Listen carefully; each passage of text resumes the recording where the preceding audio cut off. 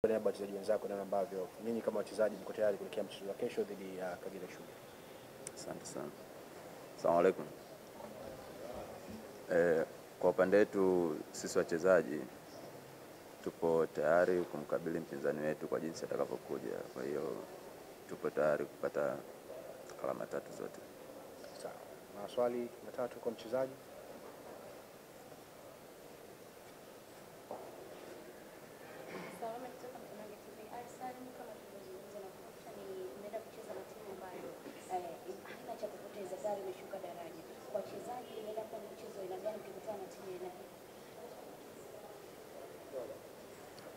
Sisi tuna imani kwamba mpinzani wetu ni timu nzuri, japo kwa msimu huu hajapata matokeo mazuri, lakini sisi tunaamini kwamba timu yoyote tunayokutana nayo kwenye ligi, sababu wote tuko level moja, kwa hiyo tunaamini kwamba mechi itakuwa ngumu, lakini kwa siku ya kesho sisi tutakuwa bora zaidi kwa sababu tuna uhitaji mkubwa sana wa pointi 3. Kwa hiyo tutakuwa bora zaidi na tutaweza kushinda katika mechi ya kesho.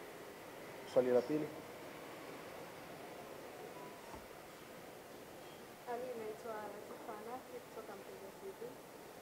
Swali langu kwa upande wenu wachezaji, tangu mtoke kucheza mchezo wa mwisho mpaka kufikia mchezo huu dhidi ya Sugar, pengine nadhani mmepata muda sahihi wa kujiandaa, na kama hamjapata inawaathiri vipi ratiba hiyo kuelekea mchezo dhidi ya Kagera?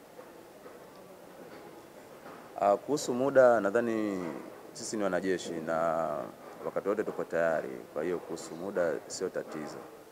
Na kuhusu kutuathiri sidhani kama itakuwa na maana sana, lakini sababu si muda wote tupo tayari, hata tukiamba tucheze leo, kesho kutwa, tupo tayari wakati wote kuipambania timu yetu.